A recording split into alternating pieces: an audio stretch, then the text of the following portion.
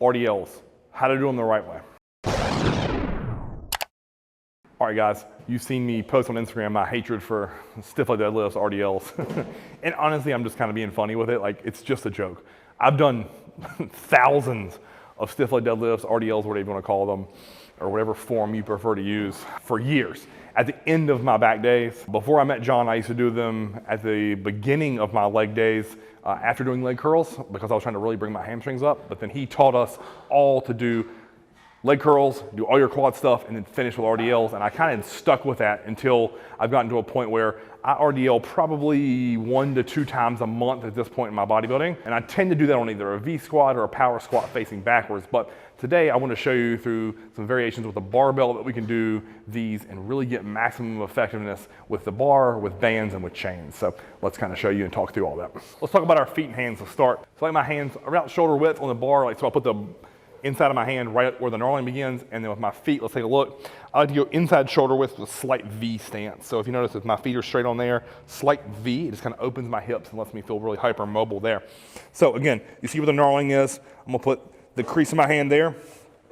Stand up with the first one. So from here at this position, I want to keep this bar glued to my quads, and then all I'm doing is thinking about taking my hips back to the wall behind me. So hips back, back, back, back, back. For me, that's my active range for an RDL. And then bam, we're up. Now, if you can squeeze your glutes, or you can keep the tension on your hamstrings. So let me show you those 3 versions. The first one with your glute contraction, hips back, back, back, right to there, up, glutes, 1, 2, right back down, hips back, 1, 2. Now, if I want to keep my glutes out of it, be all hamstring, all I do, come down, I come right to there, stop. Tension still all my hamstring, right back down, 1, 2, bam.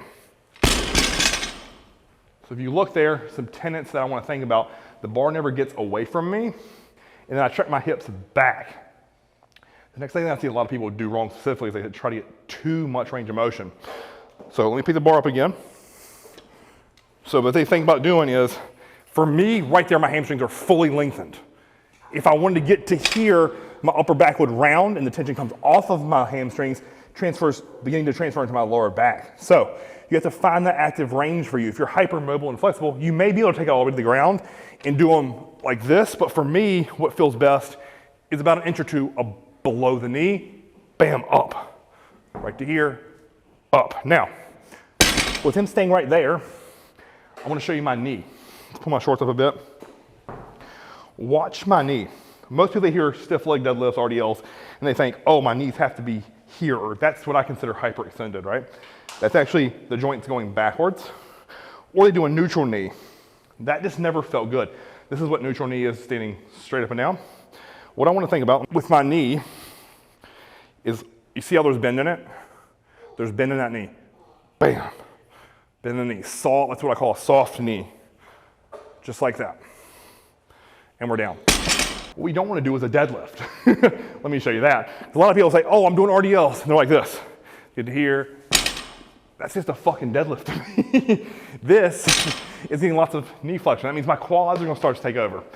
With RDLs, I want to think about stretching my hamstrings, and then if I get a glute contraction or not depends upon how high I come up and if I shove my hips through the bar. So meaning here, squeeze glutes. Squeeze glutes. So those are the ways to do it with the bar. Now, let me show you the 2 things that I really love for these, and I'll explain why. My favorite thing for RDL is doing chains, because if you think about this logically, right? Where is your lower back most susceptible for injury? It's when the bar is closest to the ground. Also, that's where it tends to be the hardest. At the easiest is on the way up. So with chains, I want to flatten that strength curve and help protect my lower back so I can put less total load on the bar when it's the weakest. So again, I want to do same technique we would use. I like to put the chains between my feet. You could also put them at the ends of the bar if you had chain loaders. But same technique and premise. Here, up, 1, 2. 1, 2. 1, 2. Just like that. Exactly how I would do that motion. With those chains, as they come off the ground, they become harder, put more tension on my hamstring, gets me a better glute contraction if I want it. So with chains, it really taxes that lower back safely, but at the same time, it's going to give me more work in, again, flattening that strength curve. I know what you're going to say, Chris, my gym doesn't have chains. What can we do? Got a solution. if you don't have chains, but you still want to get that strength curve flattening, guess what? All we need is a red band from Elite FTS. Super cheap. This is like $9 total. To where if you say you wanted to get, in my mind, like for RDLs, what I really like, 3 plates aside, 3 chains aside. So if you're looking at, that's roughly, with shipping, about $150 per set. So the price point is way different.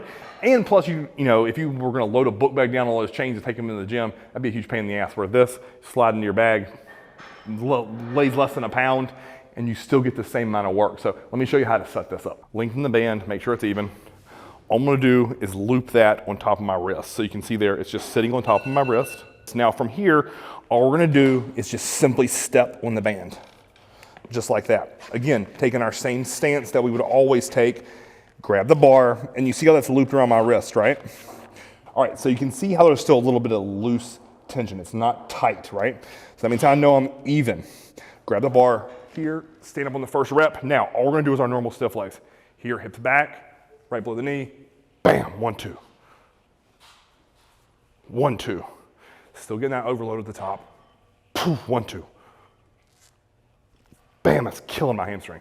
Simple way to modify the chain version and still get the perfect amount of tension. There you have it. 3 ways to do RDLs to maximally stretch and work the hamstring. Now, I gave you a little preview at the top about where I'd like to place it. And I like these at the very end of a leg day. So if you only hit legs once a week, I like to put RDLs at the very end, the very last exercise. So if the goal is to stretch your hamstrings out, still get a good glute contraction if you want it, at the very end. So again, I will talk you through that structure. Leg curls, leg press, hack squat, leg extensions, RDL, 5 exercises. That's how I would structure that in the course of a workout. Rep range for RDLs are like anywhere between 8 and 12 is perfect in my mind. Really focusing on a controlled negative and then getting a good contraction on your hamstrings or your glutes. Wardrobe change, fucked up audio. Anyways, I'm just gonna close this video out. If you love RDLs, build them into your program, just like I talked about, and then get your hamstrings growing and progressing and showing better detail. If you like this video, like, share, and subscribe. And until next time, Krebs TV.